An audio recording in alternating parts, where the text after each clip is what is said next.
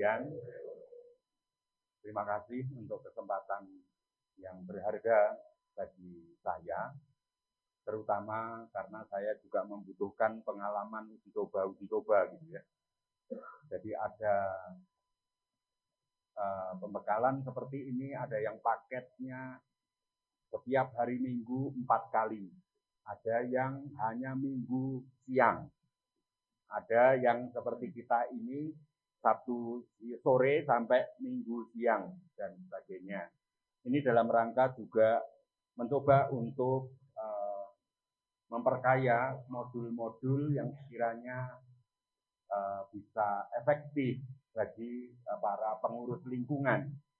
Maka nanti evaluasinya Bapak Ibu tentang materi-materi ini mohon untuk disampaikan kepada Pak Taka. Karena itu nanti akan jadi berguna untuk pengembangan metode, pengembangan materi, pengembangan waktu dan sebagainya dalam saat-saat yang lain. Istilah BIMTEK ini menakutkan bagi saya. Ini ada tek itu ada kayak teknologi gitu ya. Padahal teknis ini, maksudnya teknis. Tentu saja selama 2 hari ini kita tidak sampai ke hal urusan teknis dalam artian latihan-latihan, tidak sampai. Kalau sekiranya dibutuhkan itu yang nanti coba diprogramkan di paroki Anda terkait dengan latihan-latihan keterampilan-keterampilannya. Selama 2 hari ini kita akan lebih memfokuskan pada motivasi dan pemahaman. Sore ini, sesi pertama, kita akan lebih menekankan motivasi kita sebagai pengurus lingkungan. Lalu nanti setelah makan malam, itu adalah, kalau yang nomor sesi 1 itu motivasi kita, sedangkan yang sesi 2 itu motivasinya gereja. Gereja kenapa mengadakan pengurus lingkungan? Gereja mengapa kok di Keuskupan Surabaya ini 10 tahun ke depan ini fokusnya pada penguatan jati diri gereja di lingkungan? Mengapa? Itu adalah motivasi yang kedua.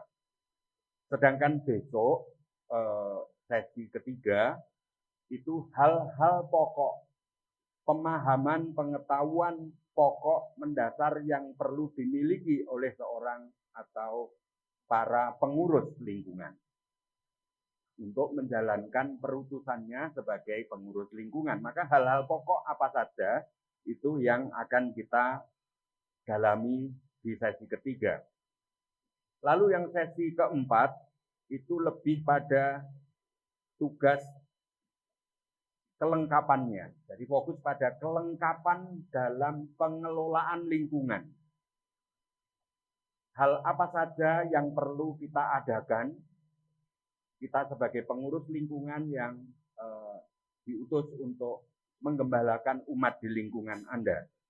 Lalu juga akan saya berikan beberapa penjelasan yang sekiranya bisa menambah pengetahuan kita terkait dengan tugas kita sebagai pengurus lingkungan.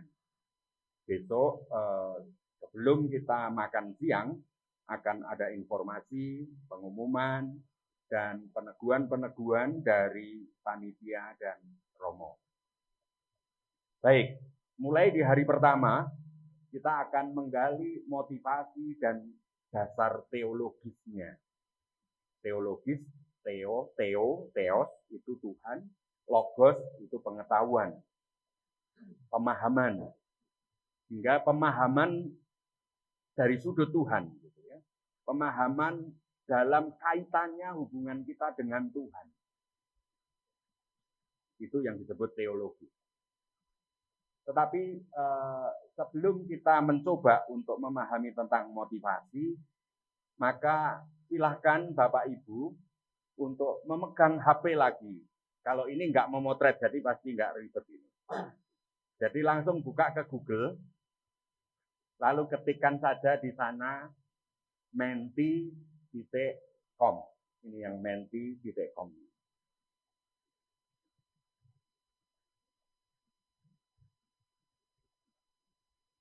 Ini yang namanya Mentimeter. Wah, ini sekarang pengurus lingkungan sadar digital semua ini ya. Canggih-canggih memang. Ini dampak dari pandemi membuat kita semakin sadar teknologi. Baik, lebih sederhananya lebih akan kami tampilkan di Mentimeter. Ya, nanti kodenya ada di sana. Nah, di atas itu ada, ini lampunya ya, ada ini ya. Oke. Kalau di situ minta nomor kode, ketikkan saja 89795688. 89795688.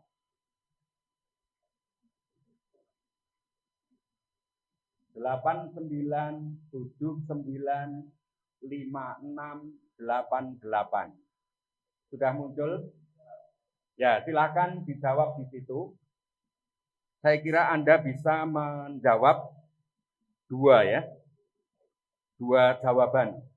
Upayakan untuk satu kata atau satu frasa saja. Satu frasa itu artinya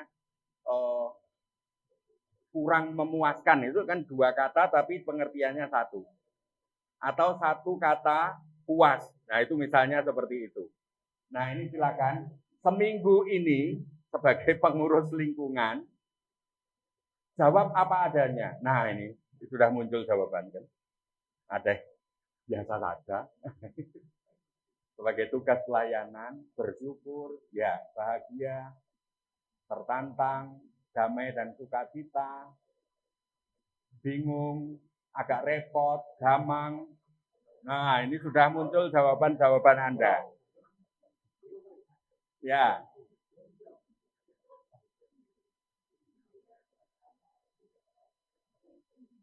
Penasaran, pengen belajar, mau melayani, semangat.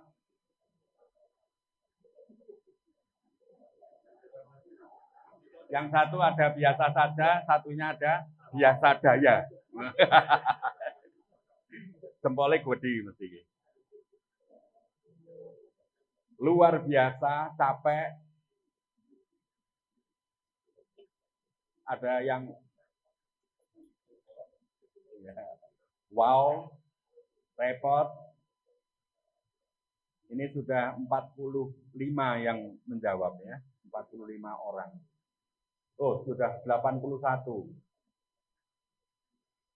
84.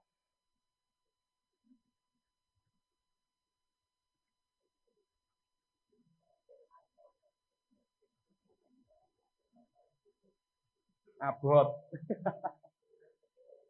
Pokoknya melu. Masih belum puas. Excited.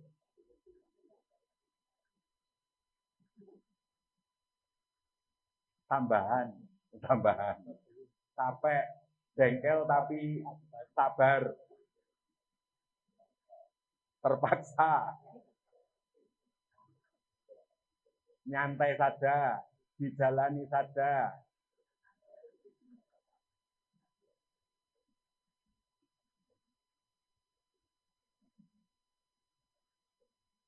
Belajar, ini tugas. Penuh gejolak, gamang, abot, pokoknya gas, istimewa, sudah terbiasa, malas rasanya, capek, harus sabar, santai, berkat Tuhan, bersyukur dipilih Tuhan. 118 jawaban kira-kira. Oh, masih ada tambah.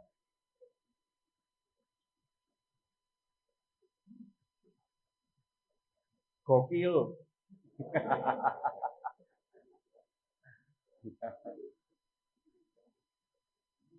Ada tambahan tugas lagi. Belum ada tantangan.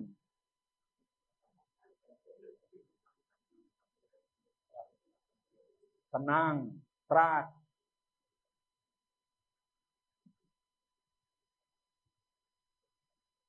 Apalagi yang beda lagi. Bingung bro. Beban. Ya. Luar biasa. Tambahan santai. Sorry.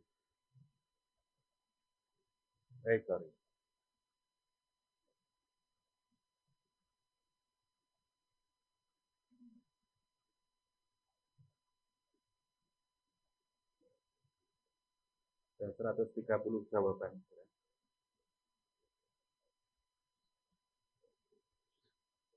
Disyukuri saja. Ambiar. Nano-nano.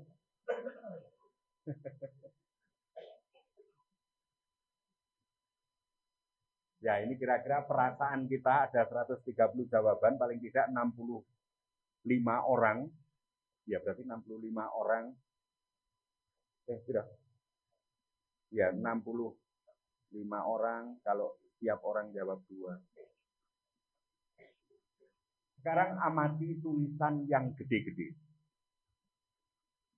Perasaan yang dominan di antara kita adalah pelayanan, agak repot, tapi yang paling gede, biasa, dan bersyukur, senang, biasa saja. Lalu yang urutan kedua, bingung, dijalani, bahagia, agak repot, capek, remuk John.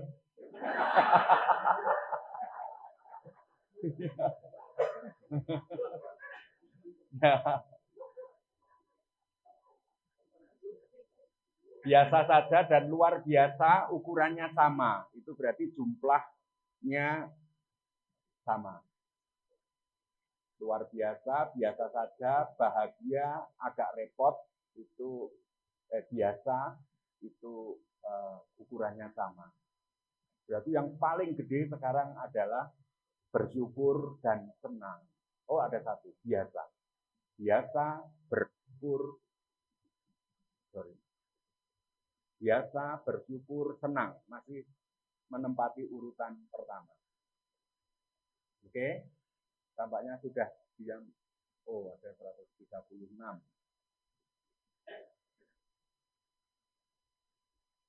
Ya, baik. Ini kira-kira perasaan kita seminggu terakhir yang bisa kita secara bersama-sama. Karena untuk sharing, kalau sharing kelompok itu 1 jam ini belum selesai ya. Tapi dengan begini menjadi lebih ringkas. Ya. Sekarang berikutnya.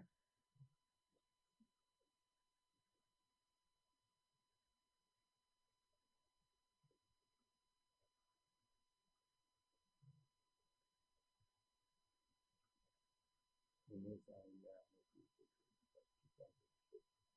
sudah semua partisipan sudah tercapai. Sekarang seperti dalam pre-test tadi,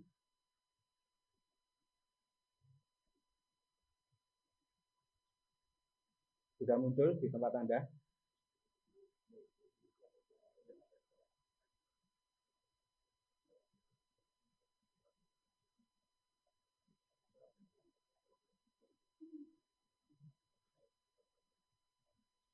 Ya, silakan untuk mulai menunjukkan jawaban. Ya. Apa yang Anda pahami, Anda persepsi tentang tugas pengurus lingkungan? Melayani umat, melayani, ikhlas melayani, melayani umat, melayani, pelayan, ikhlas, melayani umat di wilayah dan lingkungannya, pelayanan, pelayan umat, melayani dengan tulus.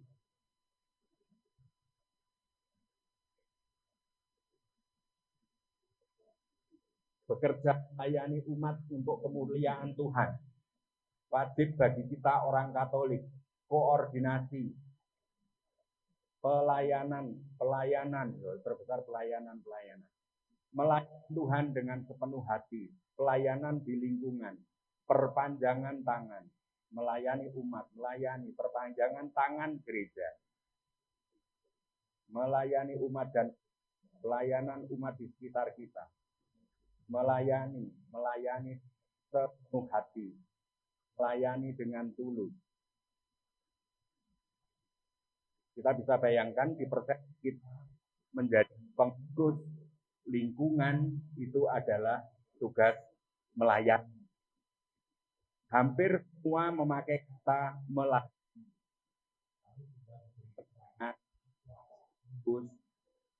Hati, kaki. Ada 50 respon. Belajar ikhlas dan rendah hati. Melayani umat dan gereja. Perpanjangan tangan dan pelayanan.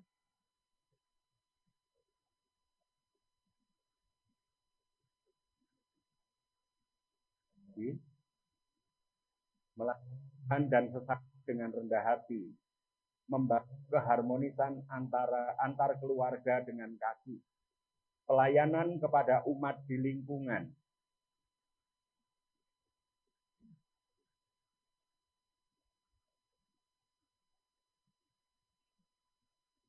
Oke, kira-kira bisa bayangkan pemahaman awal tentang menjadi lingkungan pelayanan yang 100% kita menjadi pengurus lingkungan adalah untuk pelayanan. Baik, sekarang lagi muncul lagi.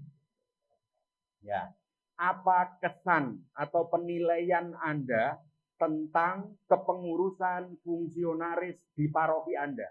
Wes, apa saja Anda bisa menilai orangnya, kinerjanya, atau promonya, atau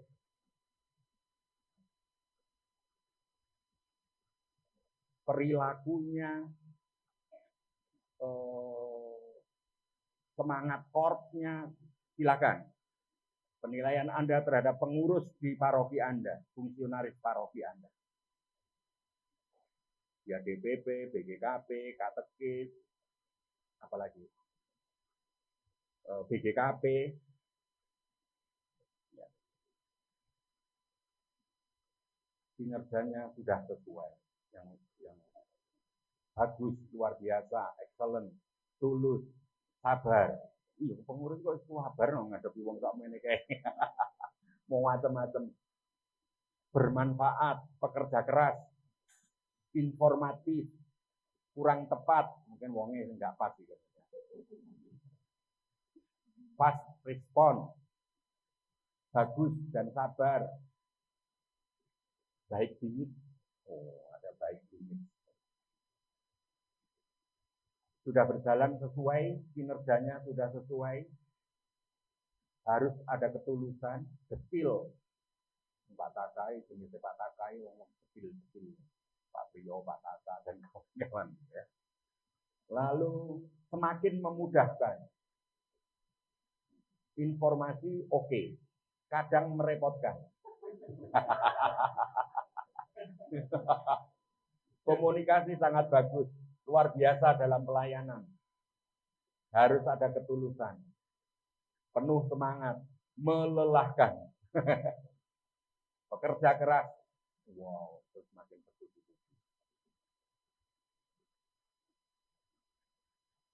Cepat responnya. Menyengsarakan.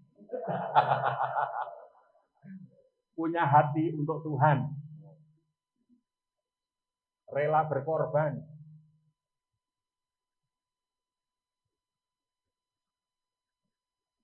Menangi dewe, tanggap, luar biasa, lebih dekat umat di lingkungan. Jos, perlu peningkatan.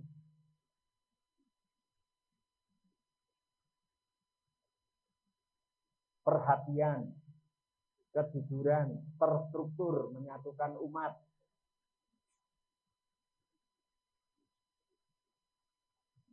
Baru mumet, hebat, ramah,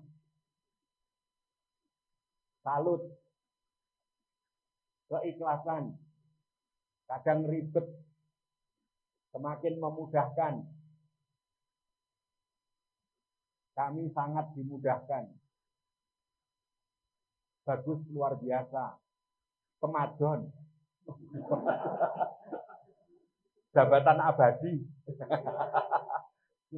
Perhatian. Berkembang pesat. Kadang suka.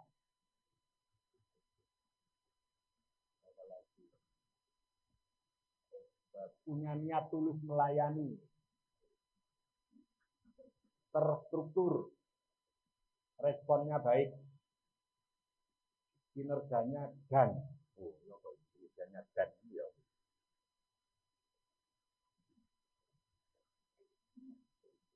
Kemajuan.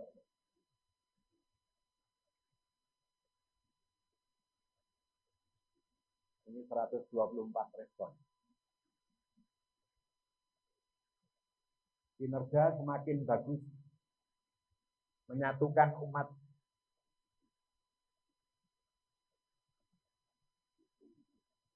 memusingkan, hebat, semakin memudahkan, kadang ribet, cukup ruwet, mulai tumbuh dalam informasi. Sorry. Oh, sudah ganti ini ya. Nah, sekarang berikutnya. Ya, kira-kira itu tadi persepsi kita terhadap apa yang Anda rasa sebagai beban terbesar sebagai pengurus lingkungan. Beban yang terbesar apa?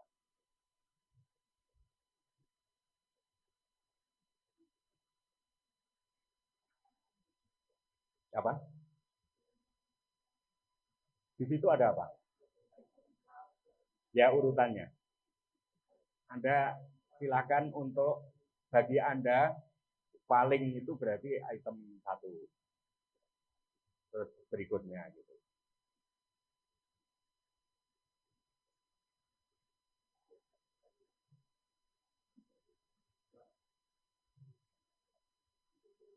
Nah, sudah ada jawaban. Oh, kok anu ya. Oh, sorry. Sebentar. Saya ubahnya.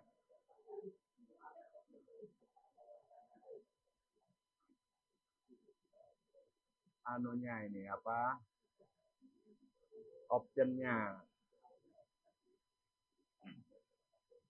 Ya.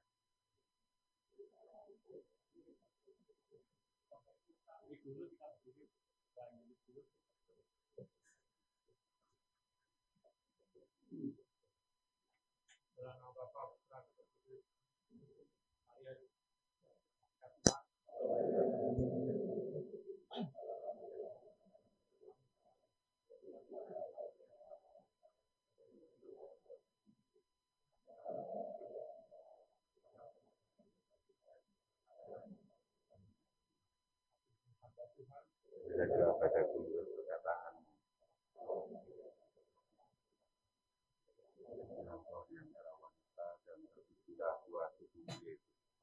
Santa Maria Bunda Allah, doakanlah kami berdosa dan tinggal di antara kita. Salam Maria, penuh rahmat, Tuhan sertamu. Terpujilah engkau di antara wanita dan terpujilah buah tubuhmu Yesus. Santa Maria Bunda Allah, doakanlah kami yang berdosa ini sekarang dan waktu kami mati. Amin.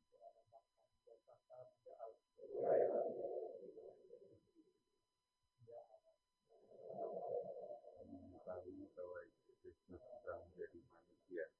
Curahkanlah rahmat dalam hati kami, supaya kami dalam salibnya para bintang mulia, berbiara dan mengatakan. Bentar, saya ubahnya.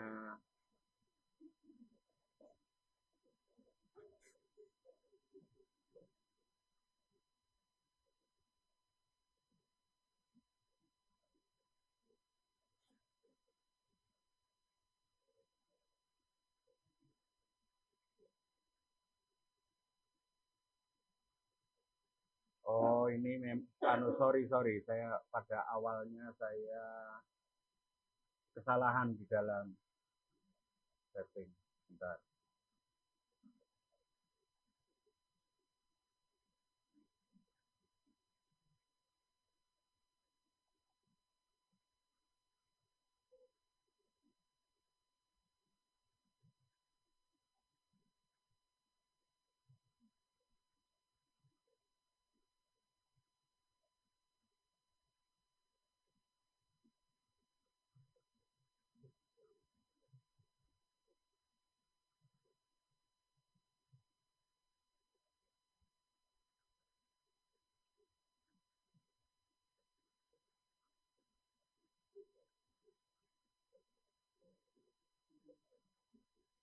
Anda bisa mengisi 3, kalau punya bebannya 3 gitu misalnya ya. Keluarga kah, atau relasi kah, atau waktu kah, atau ekonomi kah, kendaraan kah, atau umatnya kah, rewel kah, atau beban dirasani kah. Ya itu yang beban yang Anda rasakan paling menonjol, bukan menonjol, menonjol. Ya, silakan.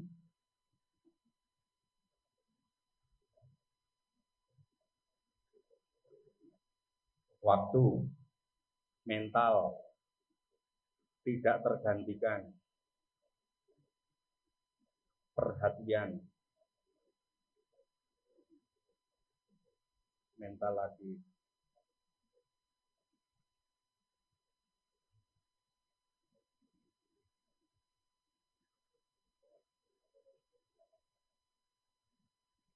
keluarga, 89795688.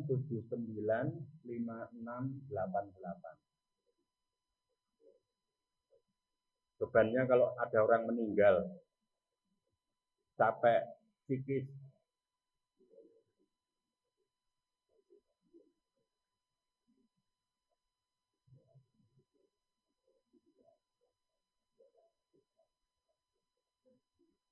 kesabaran,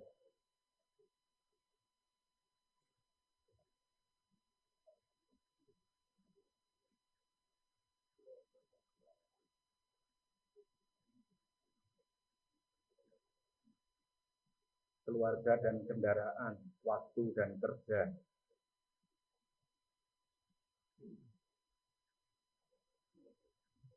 Kalau bisa bukan 2 dalam 1 baris, tapi baris 1 waktu, lalu jawaban berikutnya mental gitu misalnya.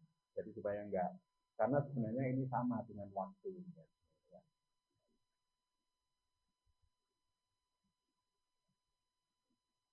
Komunikasi,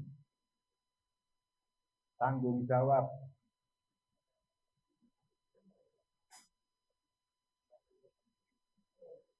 sakit, kunjungan keluarga, umat ruwet, umat tidak aktif, keterlibatan umat kurang, sabar,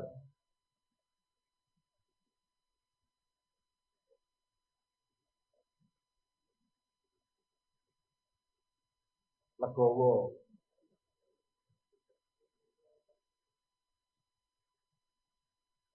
dan cari orang yang mau membantu. Harus bisa fokus. Kendaraan,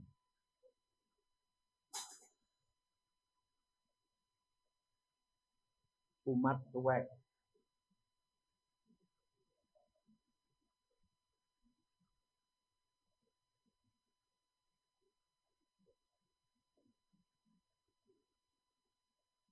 Kalau ada umat meninggal ribet memang ya, mendadak tanpa siap, direpoti.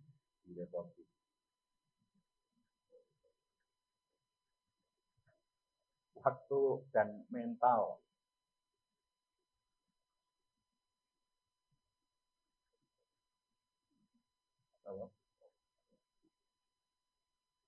Obrak-obrak karena sudah diberi undangan, ya nggak ada respon, harus ngobrak-obrak ya.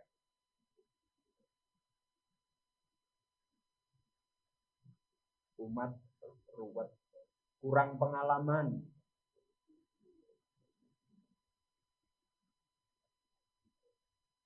waktu terbagi, moral,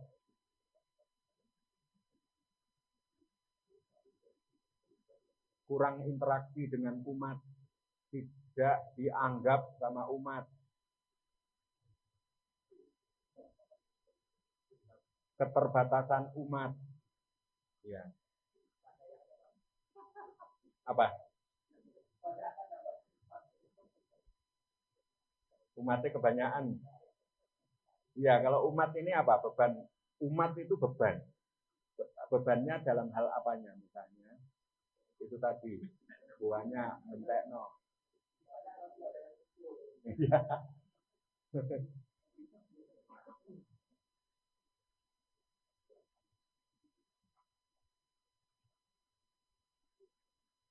Apalagi fasilitas.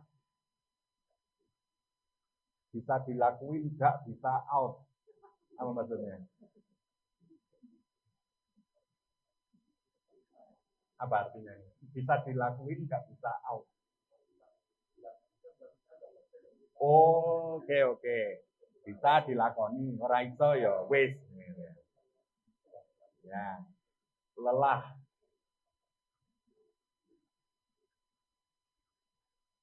Oke, sudah melambat 115. Yang terakhir, Bapak Ibu. Sekarang ini yang agak romantis ini. Apa yang Anda syukuri dipanggil sebagai pengurus lingkungan? Apa yang Anda syukuri?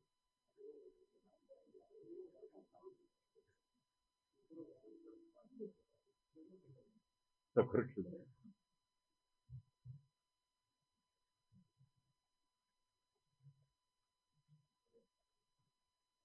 Menjadi garam dan terang. Semangat melayani, mendewasakan iman, semakin mengenal karakter umat, dapat berkah Tuhan, dipercaya umat, dapat melayani umat, bisa bermanfaat, berguna, kesempatan untuk pelayanan, yakin berkat dan rahmat Tuhan melimpah, bisa melayani umat di lingkungan, anugerah Tuhan, bisa belajar sabar dalam pelayanan, dipercaya umat, kesempatan untuk memberikan pelayanan, masih dipercaya umat, bahagia melihat umat senang, bisa melayani umat Tuhan, bersyukur bisa melayani, bisa lebih mengerti arti melayani sesama, ada umat yang mau peduli lingkungan, bersyukur bisa kenal sama umat lingkungan, nggo sangu gawe swarga. Investasinya. Ikut melayani, dipercaya, sudah waktunya melayani Tuhan. Terima kasih bisa ikut pelayanan, bisa mengenal umat, belajar, bermanfaat untuk umat, hubungan yang lebih baik antar umat, ada rasa syukur, belajar iman Katolik, dipanggil oleh Tuhan untuk pelayanan, kesempatan melayani, iman menjadi dikuatkan, bisa bermanfaat, tempat bersyukur atas berkah Tuhan, kesempatan melayani, masih dipercaya melayani, hubungan baik dengan umat, itu yang disyukuri, semakin mengerti kebutuhan umat, belajar bersabar, bisa ikut melayani, mumpung ada kesempatan sebelum gak kuat. Ini mesti ada lagunya itu ya. Hidup ini adalah kesempatannya. Belajar sabar, menghapus sedikit dosa-dosa lama.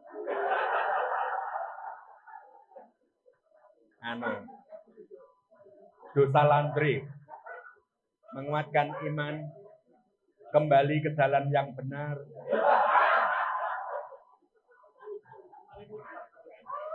Karena lingkungannya yang dulu lingkungan lain.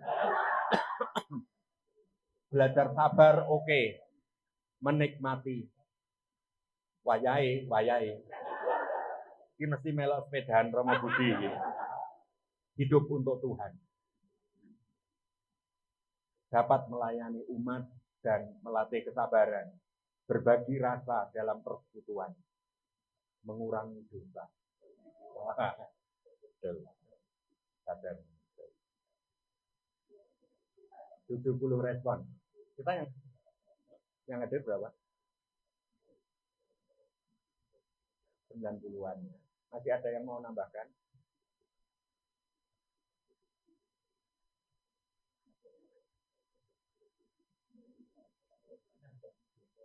Ngancani bolo solider karena temannya pengurus kok toro lalu dia terpanggil untuk membantu teman.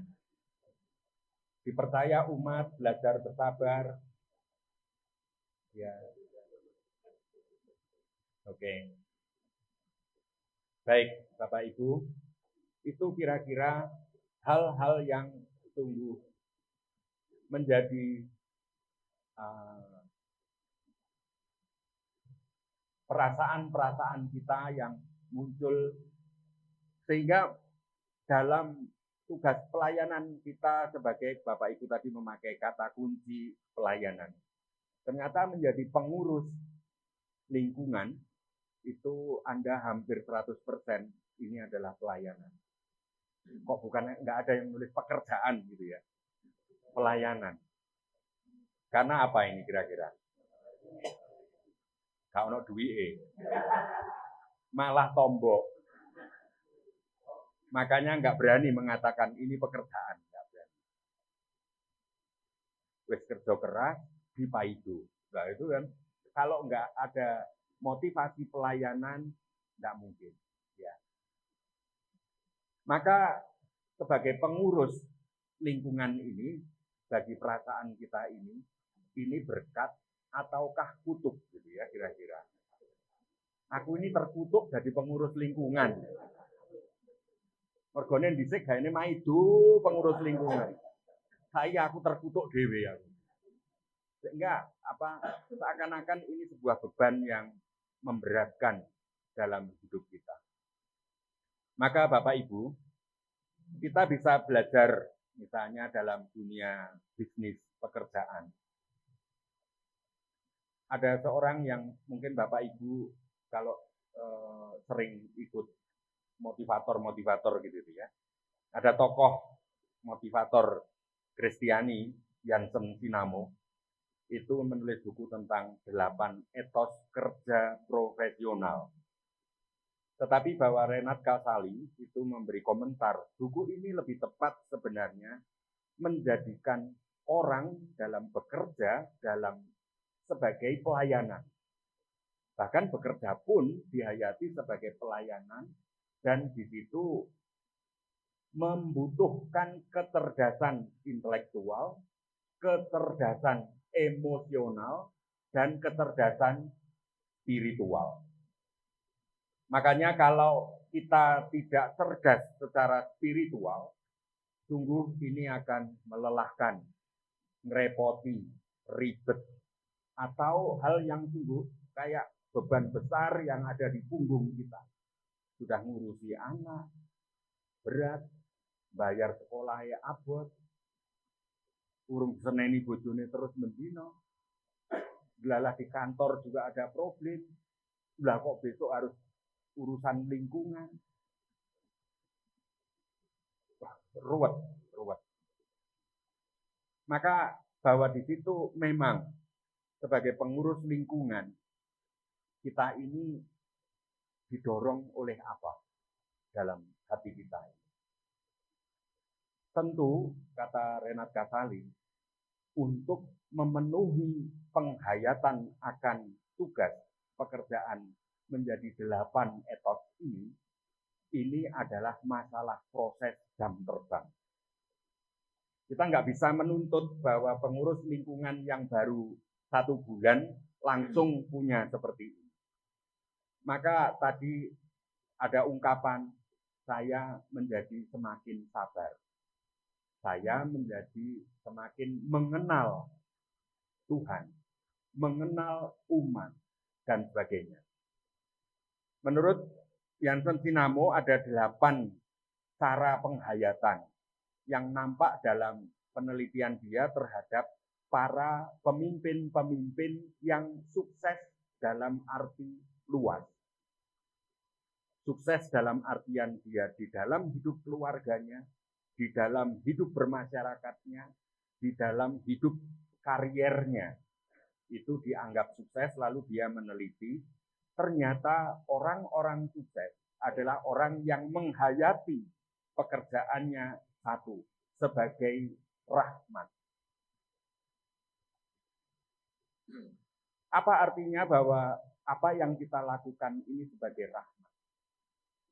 Apa artinya kalau kita ditanya oleh anak kita, "Ma, Pak, ngapain sih susah-susah?" Saya ketika pastoral di Algon tahun 93, ada anak kecil kelas 5 SD membawa palu besi ke pastoran. Dan dia bilang, "Kocone pecai kabeh," katanya. Loh, kenapa? "Papa mamaku enggak pernah pulang di gereja terus."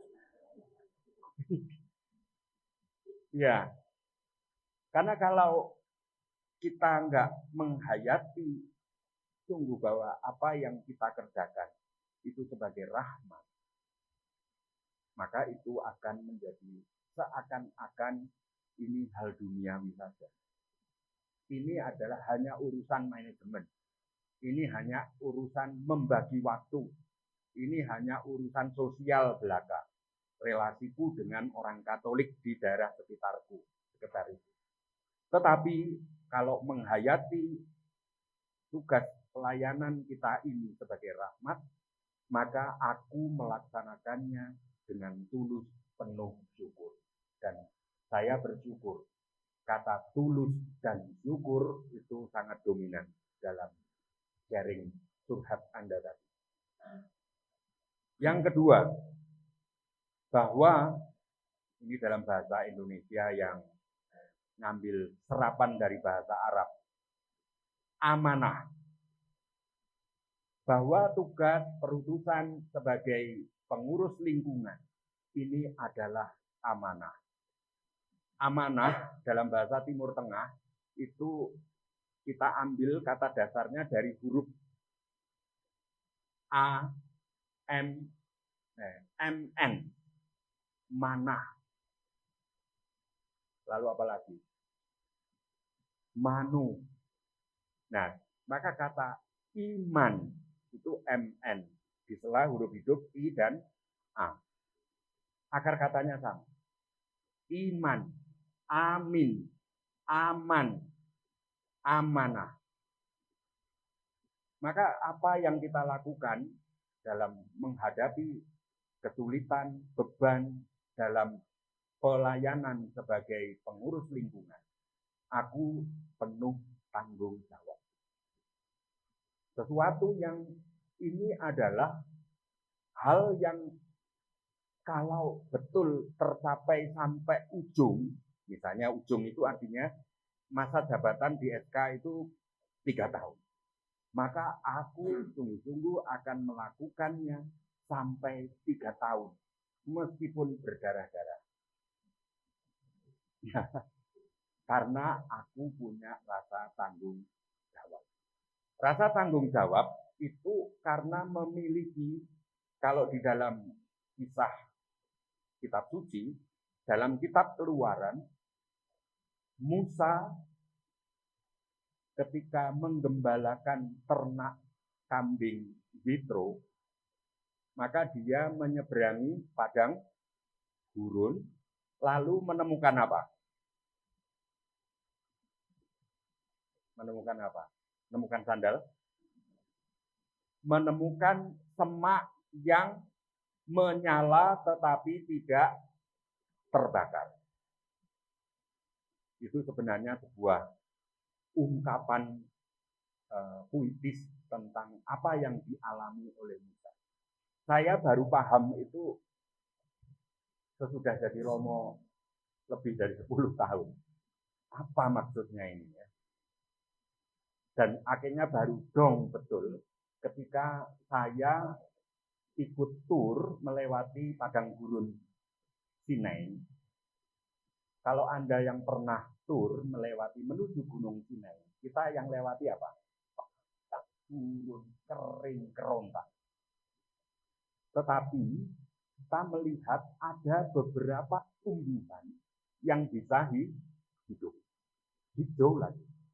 Satu semak gitu ya. Di tengah padang gurun ada satu semak yang hijau. Maka Musa sebenarnya ketika beban hidup dia lari dari Mesir sebagai orang buangan. Ya bahasanya tadi adalah lingkunganku dulu, lingkungan lain yang beda. Kedosaan masa lalu, hidup saya di masa lalu, karena Musa membunuh orang Mesir. Dirinya dikuasai oleh emosi kemarahan. Lalu ketika menyeberangi padang gurun, maka dia menemukan duduk termenung memandang semak yang hijau. Tapi bagi dia, pertama-tama melihat warna hijau. Semaknya kok hijau, kok seger. Kamu loh, daunmu hijau itu dari mana? Airmu dari mana? Hidupmu dari mana? Disitulah Musa lalu bergulat dengan batinnya. Semak yang di tengah padang gurun bisa hidup. Maka aku setelah mengalami padang gurun hidup yang susah kayak begini, aku juga pasti bisa hidup.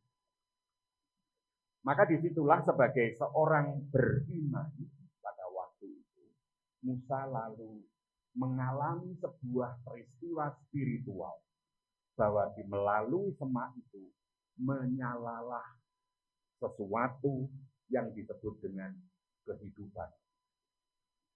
Ada nyala kehidupan dalam semak itu di tengah padang. Maka Musa lalu terpanggil untuk memiliki kehidupan. Lalu kehidupan itu dilanjutkan dengan apa yang menjadikan hidup dan dia bertahan di sini. Kenapa kamu pohon kok memilih di sini hidupmu? Dan bagaimana mungkin kamu dengan susah payah kok tetap bisa hidup? Kamu itu menghidupi siapa? Maka itulah pertanyaan yang diajukan kepada pohon. Itu juga diajukan terhadap dirinya. Begitu banyak orang tidak mau jadi pengurus lingkungan.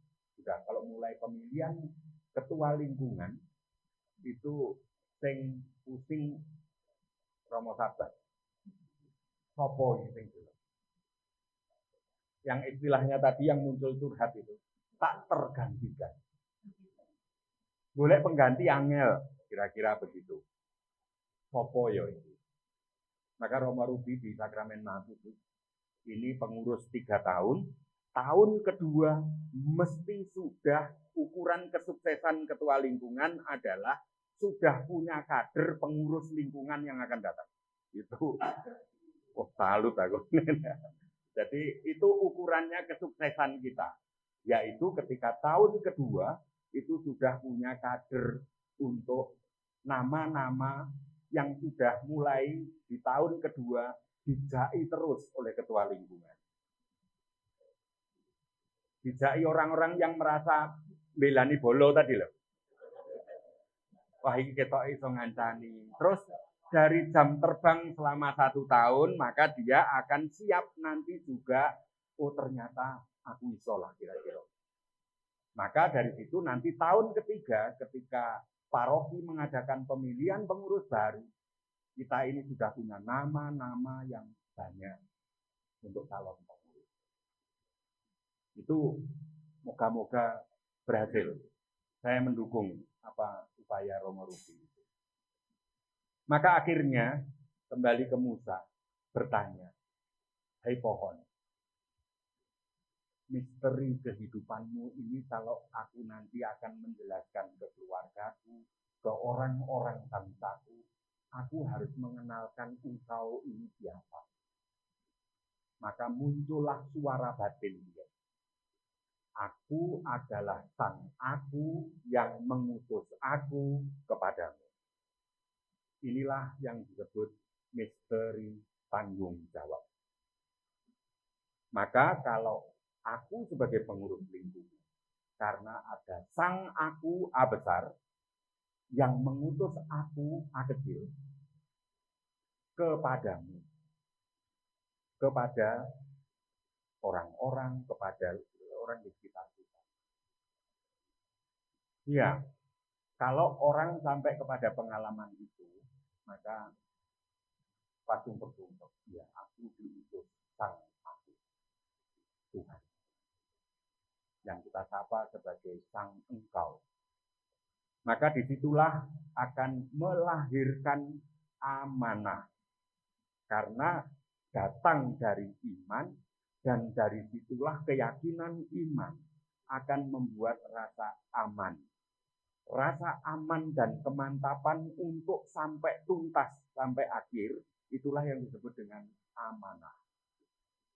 Maka Bapak Ibu, mungkin di awal itu cara Tuhan macam-macam. Diblongrongke, gitu ya, yang ada toh.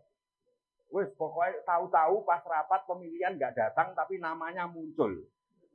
Ya bisa terjadi. Lalu karena sulit mencari, akhirnya ada orang yang merayu Anda, entah DPP, entah sekretaris DPP, entah Romo, Pak, tolonglah. Romo Rudi katanya pernah gitu. Ada lingkungan daerah Kebraun ini. Ini ada yang dari Kebraun? Tidak ada ya, wilayah lain. Karena di wilayah Kebraun, akhirnya karena buntu, terus Romo Rudi tanya ke beberapa orang, kelihatannya si A itu Romo bisa. Dia memang dia tidak terlalu aktif di lingkungan, tapi orangnya ada rasa tanggung jawab. Akhirnya Romo Rudi datang ke rumahnya, ini dia sharing, Pak, tolong deh, kayaknya uang dengan mbok kerja jadi ketua lingkungan. Kanggih pripun malih nak Romo piyambak ingkang rawuh.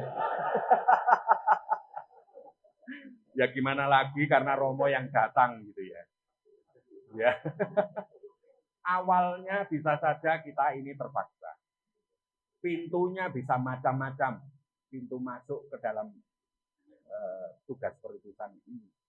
Tetapi di dalam perjalanannya, karena amanah, maka aku tidak lagi mengatakan ketika ada hal sulit atau ada masalah.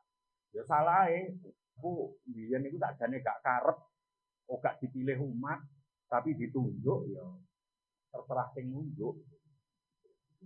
Ya.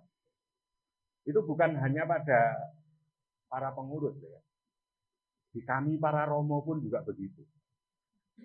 Ini masalah amanah.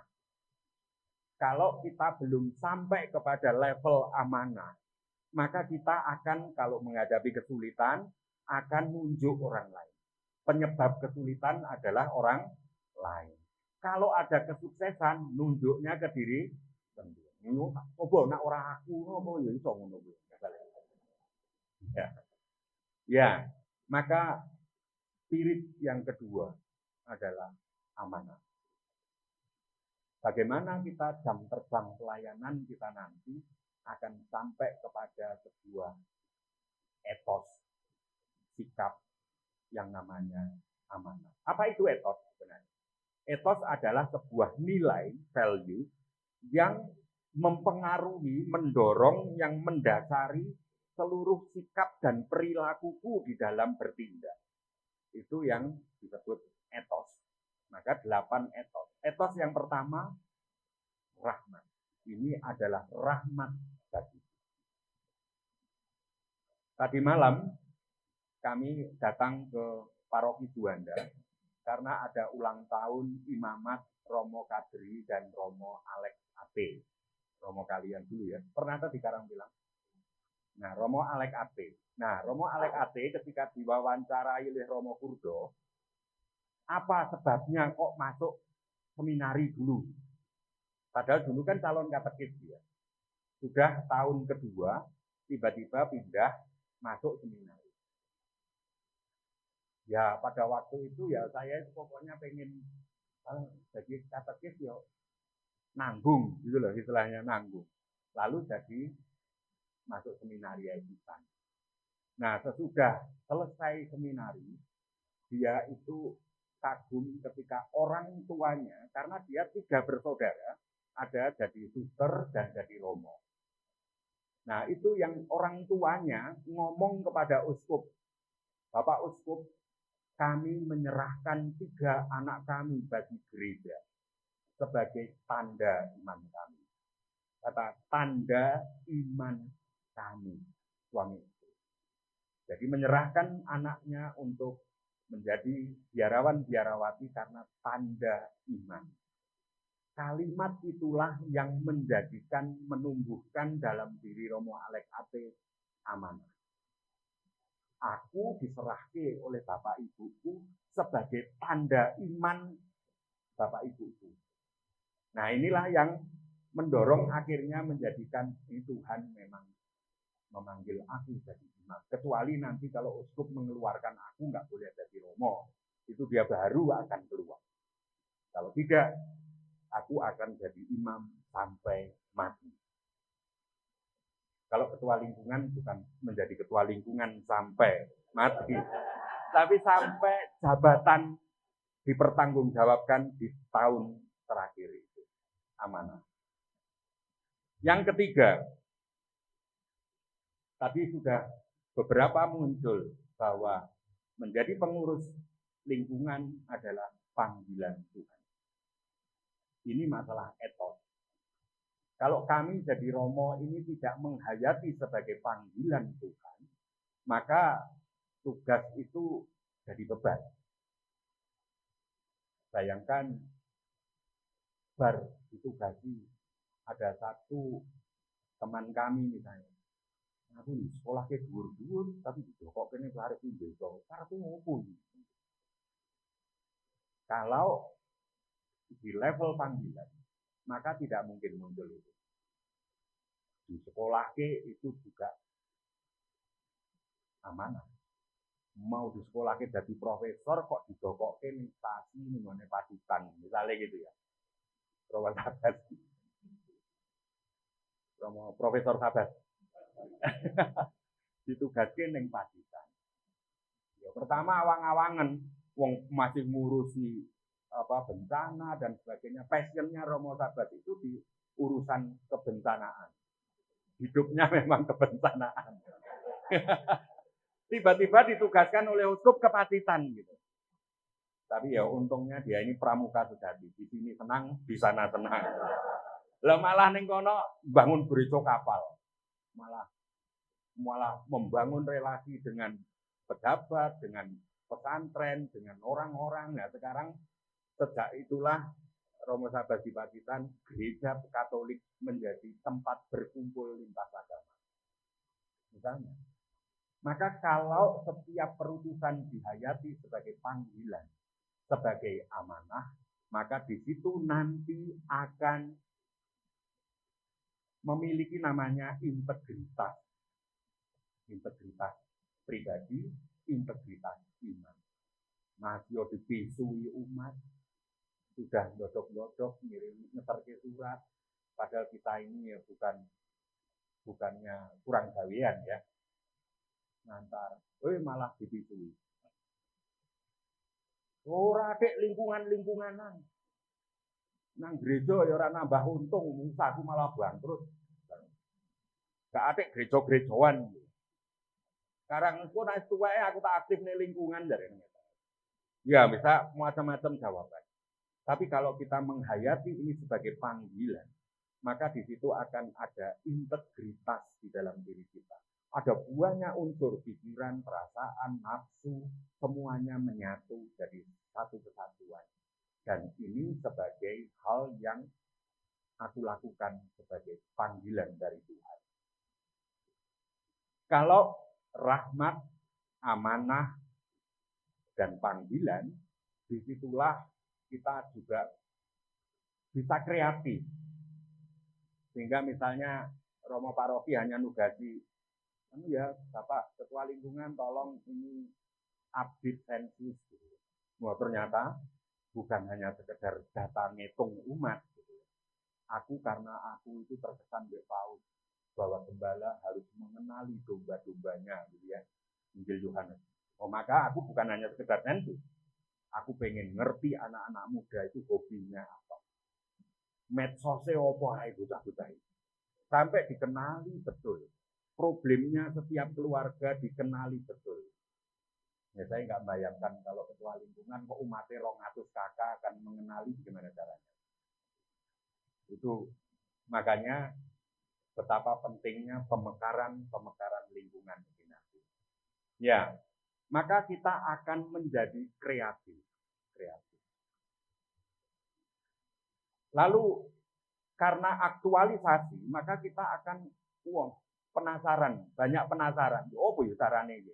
Umatku itu sudah bagian sana itu kok wangel aktif.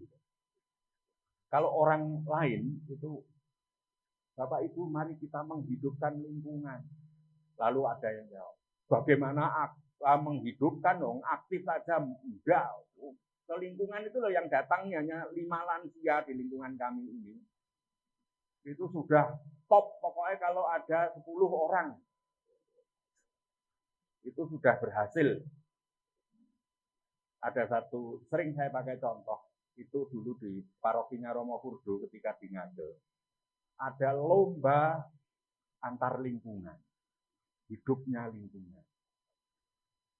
Konon juara satunya itu salah satu lingkungan di perumahan Klampis, dekatnya Hendrikus. Ya, itu juaranya. Karena banyak kegiatan, kompak, rukun, menyumbang kemana-mana. Nah, lalu akhirnya memang juara pertama. Tapi ketika diteliti, umatnya di situ lebih dari 100 kakak. Dan yang kompak, rukun, aktif, itu adalah ternyata 12 kakak. Jadi sisanya adalah hilang sebenarnya. Tidak pernah tersapa. Apakah itu yang lingkungan yang juara?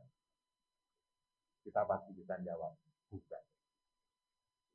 Karena kita ini melayani umat di seluruh lingkungan. Maka kita sudah bersyukurlah ada 12 kakak yang aktif. Tetapi kita diutus untuk mencari domba yang hilang. Maka disitulah kita tertantang untuk kreatif, mencari cara, bagaimana caranya bisa menjangkau. Seksi lansia di Pagesangan itu juga bangga sekali.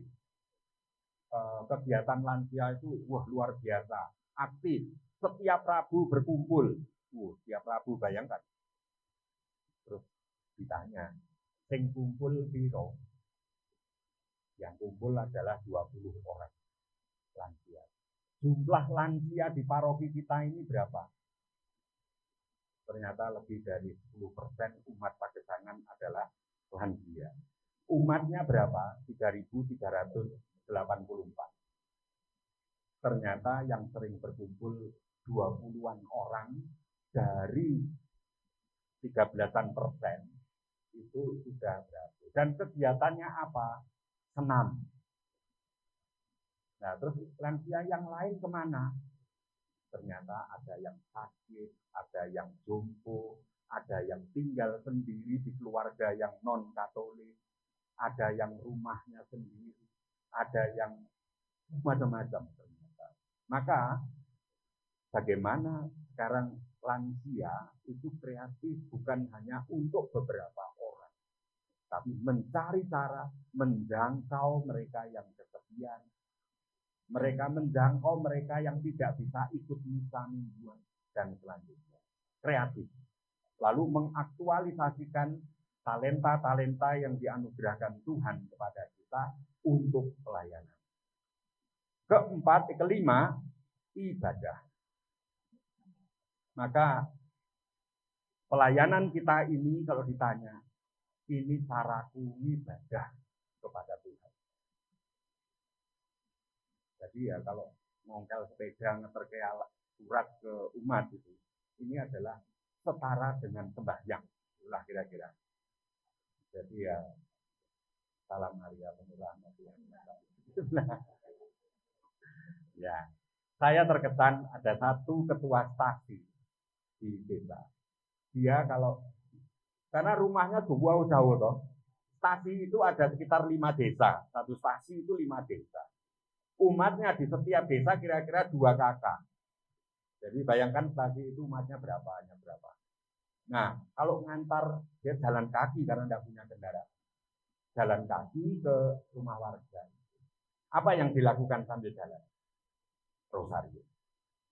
Lalu setiap langkah itu kadang-kadang dia kreatif, boleh coro lah, pokoknya ngusir, jangan sampai ada keluhan muncul di dalam hatinya, kira-kira begitu. Jadi kalau sambil melangkah, jalan gitu ya, Tuhan Yesus kasihanlah kami, Tuhan Yesus terima kasih, Tuhan Yesus terima kasih. Saya pikir nanti dia paling depan masuk surga nih, nanti romo-romo ditulung saya kira-kira. Ya, maka apa yang dijalani itu sebagai wujud ibadah. Lalu yang keenam, ini menjadi seni, seni pelayanan. Ngadepi wong sing brekele itu kayak apa? Itu kan seni itu nanti. Diajak omong wong di umat itu kan macam-macam jenisnya ya. Tipe-tipenya umat itu macam-macam. Ada yang tidak pernah usul, tidak pernah aktif kumpul, tapi ngeritik saben dino. Kita ketemu orang macam itu. Lalu ada yang tidak pernah muncul, yang muncul dunia itu nyumbangnya sangat aktif. Ada macam-macam tipe kepribadian orang dalam menghidupi imannya.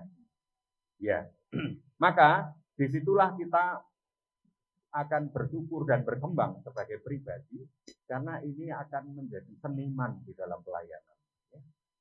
Caranya ngerayu orang, caranya menghibur karena ada yang keteripahan, yang meninggal, ada yang dirampok, dicuri, HP-nya hilang, macam-macam lah. Umat kita ini macam-macam. Maka lalu kita terus akan mengembangkan seni secara kreatif pelayanan. Yang ke-7, dan ini adalah suatu kehormatan. Maka aku berusaha dengan tekun dan penuh keunggulan.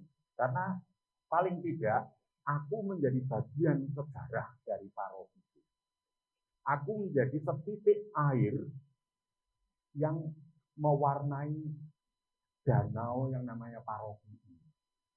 Dalam sejarah paroki, kalau toh nggak ada yang nyatat, malaikat akan pasti nyatat. Pasti dicatat bahwa kita ini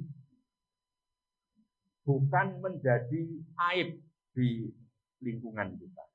Kita tidak ingin selama 3 tahun masa jabatan kita ini nantinya dikenal oleh warga. Iki ketua lingkungan sing gak gelem pemekaran. Iki ketua lingkungan sing brekele gak tahu aktif misalnya. Ini ketua lingkungan yang mengadu domba umat, bisa saja itu kan. Lalu nama kita akan dicatat dalam sejarah sebagai aib.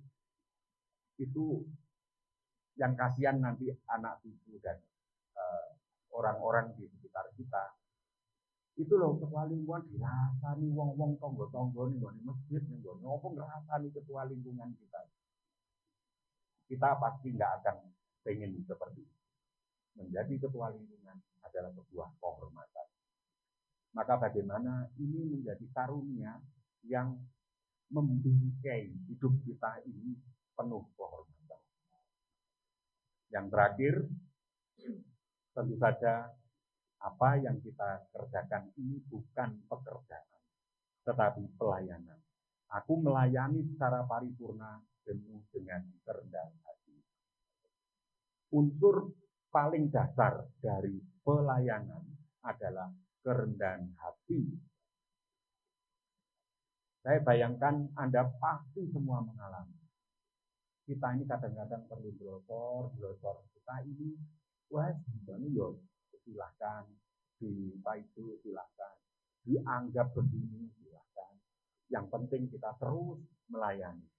Karena ada sesuatu yang sangat tinggi di dalam apa yang aku kerjakan ini. Nanti yang di dalam poin berikutnya. Maka saya dulu kalau ini buku ini sudah lebih dari 10 tahun yang lalu ya. Saya membuat jembatan keledainya itu Rahman gila Ibni Horlai. Rah itu adalah rahmat, lalu man amanah, gil panggilan, la aktualisasi, ibadah, ni seni, hor kehormatan, lai pelayanan. Maka Rahman gila Ibni Horlai ini merupakan akan menjadi spirit, menjadi etos dalam mengembangkan kepribadian kita. Supaya 3 tahun kita melayani umat itu tidak sia-sia bagi hidup kita.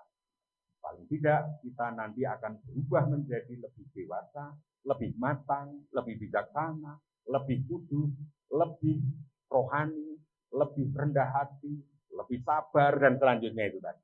Ya. Bapak Ibu dan saudara-saudari, tapi itu semua berpusat pada aku. Itu adalah hal yang mengembangkan diri kita, meningkatkan kualitas hidupku. Menjadi pengurus lingkungan bukan sekedar supaya aku sabar, supaya aku menjadi lebih mengenal orang, supaya aku menjadi lebih rohani, supaya aku lebih kudus, bukan itu kan. Tetapi menjadi pengurus lingkungan itu ada 3 hal lain yang tidak akan dilakukan oleh pekerjaan-pekerjaan duniawi manapun. 1, ini sudah muncul dari beberapa curhat tadi ya, bahwa aku menghayati pelayanan ini sebagai silih atas dosa-dosaku. Silih itu seperti penitensi di dalam pengakuan dosa. Maka repotnya pekerjaan, hal-hal yang aku lakukan, pertemuan, pengurus, lalu menyiapkan ini, itu, membagi tugas, membuat laporan, pertanggungjawaban, menggali dana, kadang-kadang itu adalah bagian dari pertobatanku. Maka tadi meskipun ditertawakan, malaikatnya mantuk-mantuk kagum. Gitu. Ini menebus dosa. Itu tadi apa? Ya, menebus dosa. Menebus dosa. Itu kebenaran. Ada hal kebenaran di sana. Karena aku yang lalu itu duniaku beda. Tapi sekarang dengan menjadi pengurus lingkungan, aku hidup baru dengan kantong baru dan anggur yang baru. Maka disitulah aku yakini susah payahku didoni wong itu adalah bagian dari penitensi dosaku.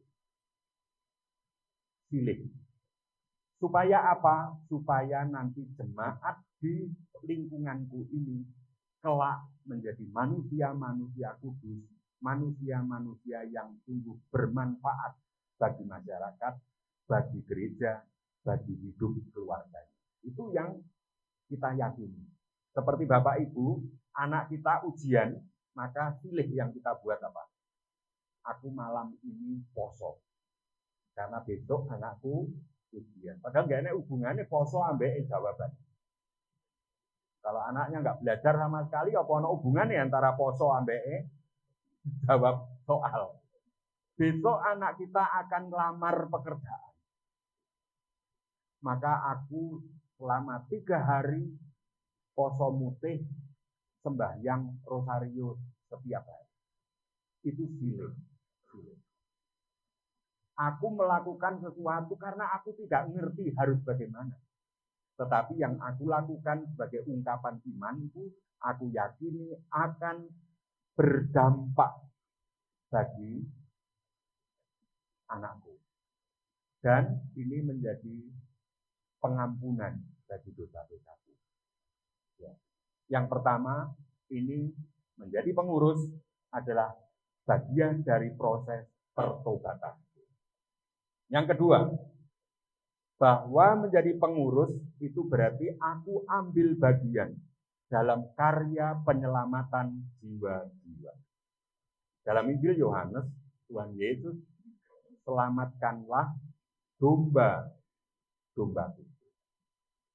Nanti ini adalah bukan hanya ketika dombanya hilang, ya wes hilang.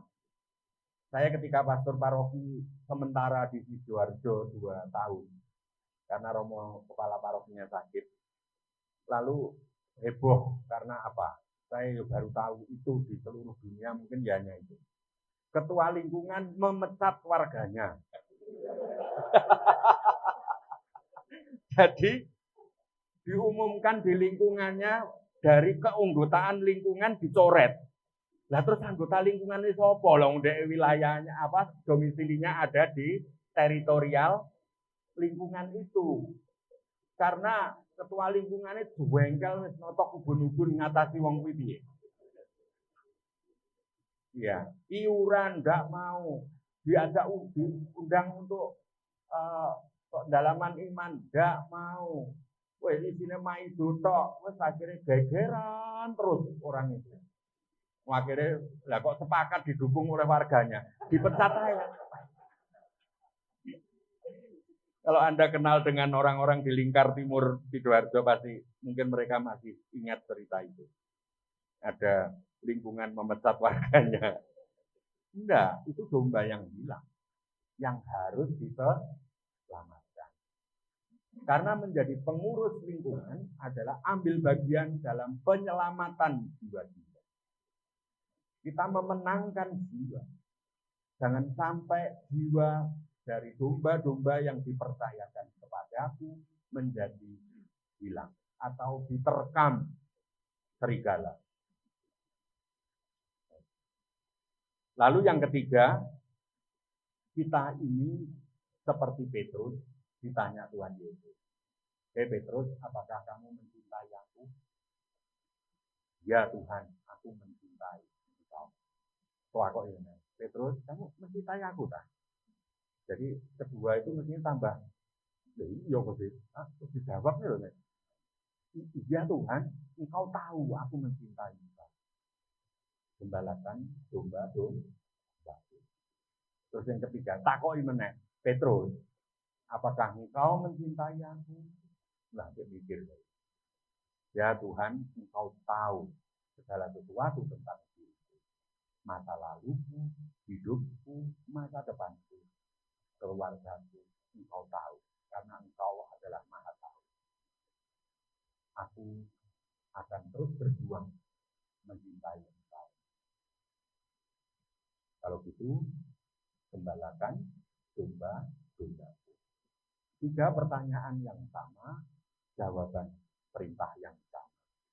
Tanda kita mencintai Tuhan adalah menggembalakan domba-domba.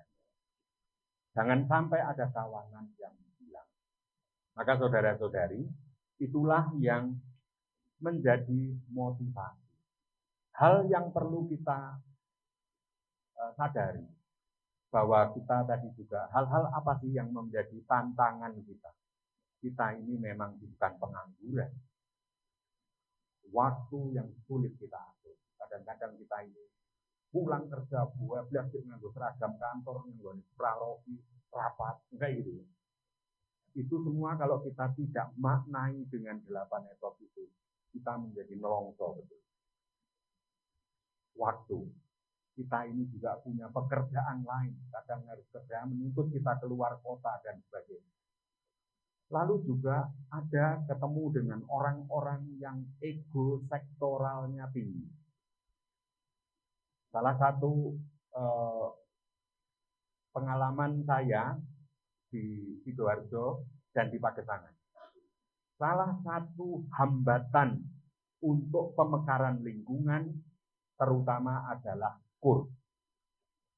Jadi kelompok KUR itu adalah penghambat utama pemekaran gereja. Wah itu pokoknya. Tapi sesudah 3 bulan dipaksa dimekarkan, KUR-nya tambah banyak. Ya benar. Baru Pagesangan juga gitu, di wilayah Yakobus itu Pondok Wage, daerah perumahannya RKZ ke sana. Wah sulit, padu empat, orangnya kuyup, KUR-nya itu anggotanya 20 orang, suaranya bagus banget. Nah, ini yang keberatan kalau lingkungan itu dimekarkan. Tapi akhirnya sekretaris DPP mengadakan pertemuan, ketua lingkungan, koordinator wilayah, terus saya juga diundang untuk memberi penyadaran dan sebagainya. Ini ego sektoral itu sangat tinggi. Itu yang seringkali menjadi hambatan di dalam bertumbuh kembangnya jemaat kita. Ya, lebih baik gereja hancur daripada KUR-ku hancur. Kira-kira gitu. Nah, baru kemarin, mungkin 2 minggu yang lalu, ada KUR, gegap gempita ruame, Bu Agus, ada anak-anak sampai lansia anggota KUR, lebih dari 20 orang. Loh ini dari mana? Dari lingkungan Yakobus, angka berapa gitu ya. Artinya lingkungan yang baru dimekarkan itu. Loh ini, sama Romo, yang sekarang lingkungan baru yang sana itu ya kelompoknya ya jumlah ini, gitu bayangkan. Terus akhirnya saya penasaran toh, saya nanyain, loh kamu dulu ya ikut KUR? Enggak, pengen ikut KUR tapi tidak pernah bisa masuk di dalam kelompok elit ini. Ya, karena nggak punya seragam, karena nggak punya, padahal pengen. Dan ternyata ketika dimekarkan, jadi 2 kelompok KUR yang anggotanya lebih dari 20 orang setiap kelompok. Bayangkan. Nah ini yang hal yang persis sama di Sidoarjo ketika dari 60-an lingkungan jadi 75 lingkungan. Ternyata sekarang kelompok KUR hanya bertugas 2 bulan sekali. Karena saking banyaknya kelompok KUR.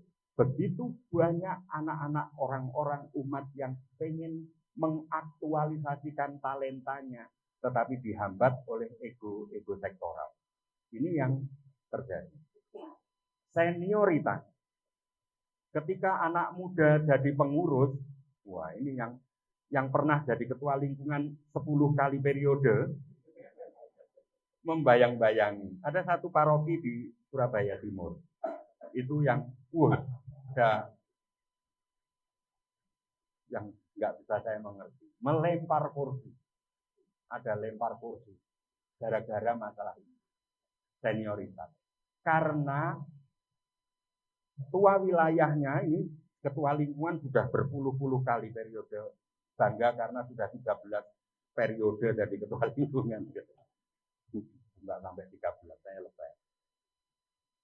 Nah kok lalu jadi ketua wilayah, dan ternyata ada ketua lingkungan yang baru ingin mengadakan misa lingkungan, misa ujub, tapi ternyata lupa memberi tahu kepada ketua wilayah.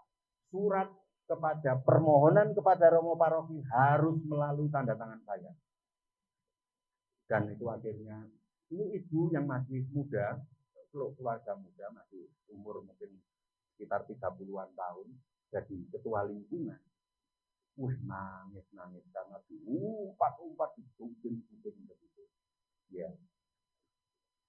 Lalu semoga di wilayah kita A dan D ini, senioritas justru menjadi kesaksian.